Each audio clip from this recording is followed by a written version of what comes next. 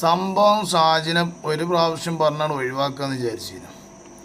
പക്ഷെ ചിലത് പറയുമ്പോൾ ഒപ്പം കൂടാതിരിക്കാൻ വയ്യ. സുബ്ഹാനല്ലാഹ്, ഷാജി തല കുലുക്കിയിട്ട് പേരും പറച്ചിലിങ്ങനെ പറയുന്നുണ്ട്. അതാ ഞാൻ ഇന്നലെ പറഞ്ഞ വീഡിയോയിൽ പറഞ്ഞത്, ഷാജിൻ്റെ കാല് കെട്ടിയിട്ട് കണ്ട് പ്രസംഗിപ്പിക്കണമെന്ന്. കാരണം അവിടുന്ന് ശരിക്ക് എന്താണ് ഷാജി കാട്ടുകയെന്ന് പറയാൻ പറ്റില്ല. ഷാജി ആ തലക്കപ്പാടെ കുലുക്കിയിട്ട് ആ കണ്ണട മുഖത്ത് വെച്ച ആ ഊർച്ചലം തീർച്ചാത്ത ഭാഗ്യം, മുഖത്ത് വെച്ച ആ ഊർച്ചലം തീർച്ചാത്ത ഭാഗ്യം. അക്കുവലത്തിൽ ഒച്ചലിട്ട് ആ മൈക്കമ്മ കൂടിയുള്ള തുപ്പലം മുഴുവൻ തീർച്ചിക്കണേ. അക്കുവലത്തിലാണ് പറയണേ. ഏതായാലും ഷാജിൻ്റെ പ്രസംഗം ഒന്ന് കേട്ടു നോക്കാം നമുക്ക് കേട്ടോ, എന്നിട്ട് നമുക്ക് ബാക്കി അതിൻ്റെ അടിയിൽ കൂടി ഒന്ന് വരാം. ഒരു സമുദായ പത്രത്തിന്റെ പള്ളികളിൽ നിന്നും മേറാബുകളിൽ നിന്നും പിരിച്ചുപോയി ഉണ്ടാക്കിയ ഒരു പത്രത്തിന്റെ ഫ്രണ്ട് പേജിൽ ആ സന്ദീപ് നായരെ ആക്ഷേപിക്കാൻ വേണ്ടി ഫോട്ടോ കൊടുത്തിട്ട് ട്രൗസർ ഇട്ട് നിൽക്കുന്ന RSS കാരന്റെ ഫോട്ടോ കൊടുക്കുക തെരഞ്ഞെടുപ്പിന്റെ തലേ ദിവസം. അല്ലേ? ഇതാണോ ഇത് ന്യായമാണ്? എന്നിട്ട് ആ സന്ദീപ് എന്ന് പറയുന്ന കാര്യമുണ്ട്, നിങ്ങൾക്ക് ഖലീഫ ഉമറിന്റെ ചരിത്രം അറിയില്ല. അങ്ങനെ പറയുമ്പോഴേ മുതലക്കുളത്ത് ദീൻ പറയേണ്ടത് ഞങ്ങളാണ് നടക്കുന്ന കാര്യമില്ല. പൊന്നാരൻ്റെ ഇഞ്ചിയും പിന്നെ സന്ദീപ് പറയേണ്ടത് സന്ദീപ് പറഞ്ഞോട്ടെ. സന്ദീപ് എന്താ പറഞ്ഞത്? ഖലീഫ ഉമറിൻ്റെ പിന്നെ ചരിത്രം അറിയോ എന്നാണ് ചോദിക്കുന്നത്. അത് സന്ദീപാ പറയുന്നത്. ആ സമയത്ത് ഇപ്പോൾ ഷാജി എന്ന് പേരിട്ട ഇജ് പറഞ്ഞ പിന്നെ ആയത്തോതിയതും ചരിത്രം പറഞ്ഞതും എനിക്കറിയില്ലേ? ചരിത്രം പറഞ്ഞതും എനിക്കറിയാലോ.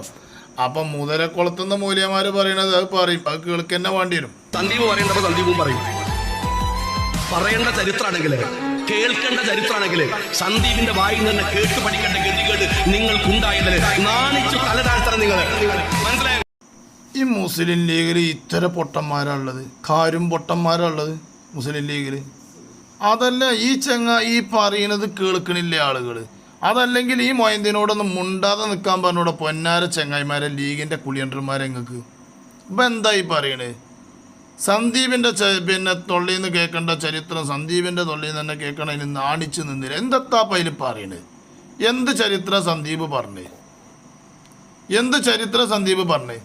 ഇച്ച് കടന്നിട്ട് ഇങ്ങനെ പിന്നെ ഈ നായ്ക്കൊക്കെ വേപ്പാളിക്കിയ മാതിരി ഇങ്ങനെ ചാടി കളിച്ചിട്ട് എന്താ കാര്യം?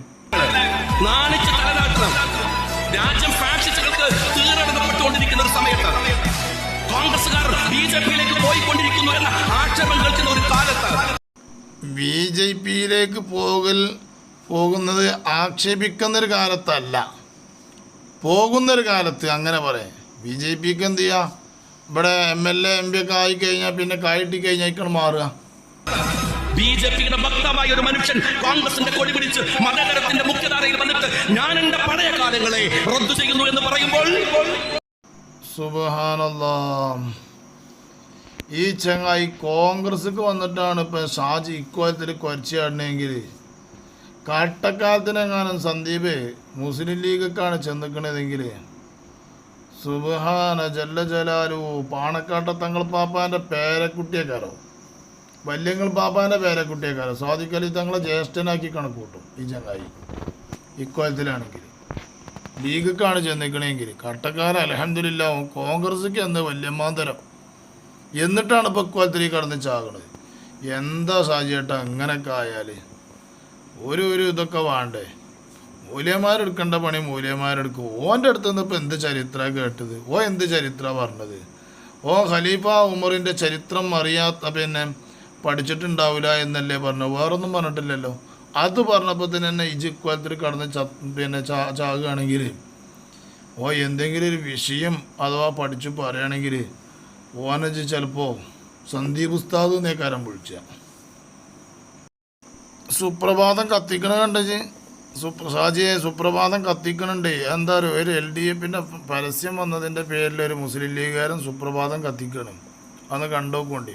ശരിക്കും സുപ്രഭാതത്തിൻ്റെ ആൾക്കാർ നല്ല രൂപത്തിലൊരു കേസ് കൊടുത്തിട്ടുണ്ട്, ജോൻ കൊടുക്കും. കാരണം പരസ്യമായിട്ട് ഓൻ അങ്ങനെ കത്തിക്കാനുള്ളതൊന്നുമില്ല. അത് വേറെ ഒരു സുഹൃത്ത് പറയുന്നുണ്ട് ഈ വീഡിയോ, അത് ഞാനിതിൻ്റെ ബാക്കിൽ അപ്ലോഡ് ചെയ്യുന്നുണ്ട്, അതൊന്ന് നോക്കി. അതിൽ വല്ല വിഷമം എനിക്കുണ്ടോ? എന്ത് വിഷമം എനിക്ക്? എന്താണ് എനിക്ക് വിഷമം? അസ്സലാമു അലൈക്കും വറഹ്മത്തുള്ളാഹി.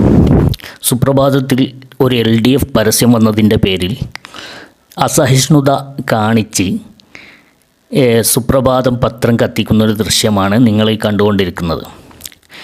പ്രിയമുള്ളവരെ, ഇവിടെ കേരളത്തിൽ നിരന്തരം വർഷങ്ങളായി പത്രം കത്തിക്കാൻ തുടങ്ങിയിട്ടും വരിക്കാർ കൂടുകയും എഡിഷൻ കൂടുകയും ചെയ്യുന്ന ഒരേ ഒരു പത്രമാണ് സുപ്രഭാതം. അതിനോട് അരിശം തുടങ്ങിയിട്ട് കാലം കുറേയായി. അത് LDF പരസ്യത്തോളമല്ല അതിൻ്റെ പഴക്കം, സുപ്രഭാതത്തോളം തന്നെ സുപ്രഭാതത്തിൻ്റെ എതിരാളികളുടെയും പഴക്കം ഉണ്ട് എന്നത് നമുക്കറിയാം. സുപ്രഭാതം ഉത്ഭവിക്കുന്നതിനേക്കാൾ മുമ്പ് സുപ്രഭാതത്തിൻ്റെ എതിരാളികൾ ഉത്ഭവിച്ചിട്ടുണ്ട്, നമുക്കറിയാം. അത് ഇല്ലാതെയാക്കാൻ വേണ്ടി അതിൻ്റെ പ്ലാനിങ് നടന്നപ്പോൾ തന്നെ സുപ്രഭാതം ഇല്ലാതെയാക്കാൻ വേണ്ടിയുള്ള ശ്രമങ്ങളും ഗൂഢാലോചനകളും അതിൻ്റെ മീറ്റിങ്ങുകളുമൊക്കെ നടന്നത് എവിടെയാണ് എന്ന് കൃത്യമായിട്ട് നമുക്കറിയാം. എന്തായാലും അതിരിക്കട്ടെ, ഇവിടെ ഒരു പരസ്യമാണ് ഇപ്പോൾ പ്രശ്നം. നമുക്കറിയാം, രാഷ്ട്രീയത്തിൽ രാഷ്ട്രീയക്കാരുടെ കണ്ടം ചാട്ടം എന്ന് പറയുന്നത് പതിവുള്ള ഒരു കാര്യമാണ്. അത് അങ്ങോട്ടും ഇങ്ങോട്ടുമൊക്കെ ചാടും. അതവരുടെ വ്യക്തി താല്പര്യങ്ങൾക്കും അതുപോലെ തന്നെ അവരുടെ കക്ഷി രാഷ്ട്രീയത്തിൻ്റെ ഭാഗമായിട്ടുമൊക്കെ അങ്ങനെ നടക്കാറുണ്ട്. എന്നാൽ യഥാർത്ഥത്തിൽ ഒരു ആശയത്തിൽ നിന്ന് പരിപൂർണമായി രാജിവെച്ച് അതിനെ തള്ളിപ്പറഞ്ഞുകൊണ്ട് ആ പ്രത്യയശാസ്ത്രത്തോടുള്ള വിരോധം കൊണ്ട് പുറത്തു പോരുന്നവരുമുണ്ട്. ഇങ്ങനെ രണ്ട് തരത്തിലുള്ള സംഗതികൾ നടക്കാറുണ്ട്. ഇവിടെ ഈ സന്ദീപ് വാര്യരുടെ ചരിത്രം കൃത്യമായി പഠിച്ചാൽ അയാൾ പാർട്ടിയിൽ നിൽക്കുമ്പോഴും പാർട്ടിയിൽ നിന്ന് പുറത്ത് വന്നതിന് ശേഷവുമുള്ള അയാളുടെ സംസാരവും അയാളുടെ കാര്യങ്ങളുമൊക്കെ ചരിത്രമൊക്കെ കൃത്യമായിട്ട് പരിശോധിച്ചാൽ ഇതിലേതിലാണ് പെടുക എന്ന് നമുക്ക് കൃത്യമായിട്ടറിയാം. പാർട്ടിയിൽ നിൽക്കുമ്പോൾ, BJPയിൽ നിൽക്കുമ്പോൾ അയാളുടെ നേതൃത്വത്തോട് പരമാവധി ബാർഗൈൻ ചെയ്തിട്ട് പരാജയപ്പെട്ടതിന് ശേഷമാണ് അയാൾ സ്വന്തം താല്പര്യത്തിന് വേണ്ടി അയാൾ ഈ കണ്ടം ചാടിയത്. ഇങ്ങനെ കണ്ടം ചാടിയ ആളുകളെ ഉമറുൽ ഫാറൂഖ് റളിയല്ലാഹു അൻഹുവിൻ്റെ ഇസ്ലാം ആശ്ലേഷണവുമായി ബന്ധിപ്പിച്ചുകൊണ്ട് പറയുന്നത് യാതൊരു നിലക്കും അംഗീകരിക്കാൻ പറ്റാത്ത മൂഢത്വമാണ്. നമുക്ക് പറയാനുള്ളത്, കാര്യം തിരിഞ്ഞവർ ഈ കൂട്ടത്തിലുണ്ട് എന്നാണ്. രാഷ്ട്രീയക്കാരുടെ കൂട്ടത്തിലുണ്ട് കാര്യം തിരിഞ്ഞവർ.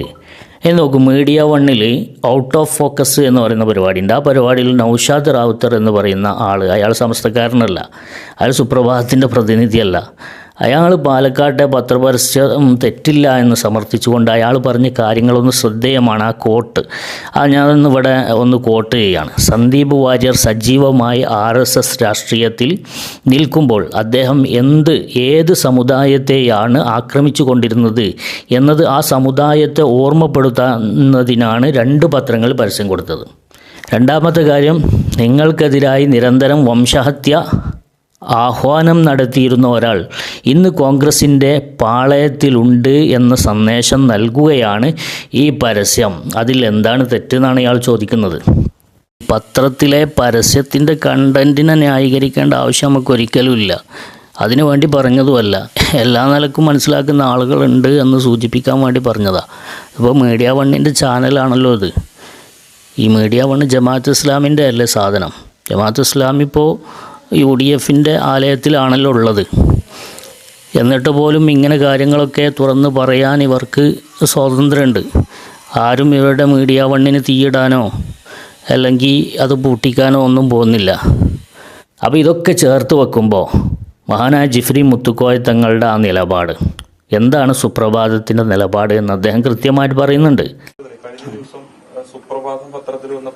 അതൊന്നും ഇപ്പൊ ചോദിക്കണ്ട. അത് പത്രത്തിൽ വരുന്ന പരസ്യത്തെ പറ്റി നിങ്ങൾക്ക് അറിഞ്ഞൂടെ? പത്രത്തിൽ ആര് പരസ്യം കൊടുത്താലും നമ്മൾ സ്വീകരിക്കുമല്ലോ. പ്രിയപ്പെട്ടവരെ, ഈ ആലോചിച്ച് നോക്കൂ നിങ്ങൾ. ഈ പത്രത്തിലെ ഈ പരസ്യത്തിൻ്റെ കണ്ടൻറ്റ് വെച്ചുകൊണ്ട് എങ്ങനെയാണ് നമ്മൾ സുപ്രഭാതത്തെ കുറ്റം പറയാം? ഒരു പരസ്യത്തിൻ്റെ കണ്ടൻറ്റ് വെച്ചിട്ട് എങ്ങനെയാണ് പത്രത്തെ കുറ്റം പറയുക? ഒരാൾ മൂലക്കുരു മാറാൻ വൈദ്യം എന്ന് പറഞ്ഞിട്ട് പരസ്യം കൊടുത്തു. ഈ പരസ്യം കണ്ടിട്ട് ജനങ്ങൾ ഈ മൂലക്കുരുക്ക് ചികിത്സയ്ക്ക് പോയി. അപ്പോൾ അവിടുന്ന് അയാളുടെ മൂലക്കുരു കൂടുതലാതെ മൂലക്കുരു മാറിയില്ല. ഇയാൾ സുപ്രഭാതത്തിൻ്റെ ഓഫീസിൽ പോയിട്ട് പ്രശ്നം ഉണ്ടാക്കാൻ പറ്റുമോ? അതൊരിക്കലും പറ്റില്ല. കാരണം ഈ പരസ്യത്തിൻ്റെ കണ്ടൻറ്റുമായിട്ട് ഈ പത്രത്തിന് ബന്ധമുണ്ടാവില്ല. ഇതെല്ലാവർക്കും അറിയുന്ന കാര്യമാണ്.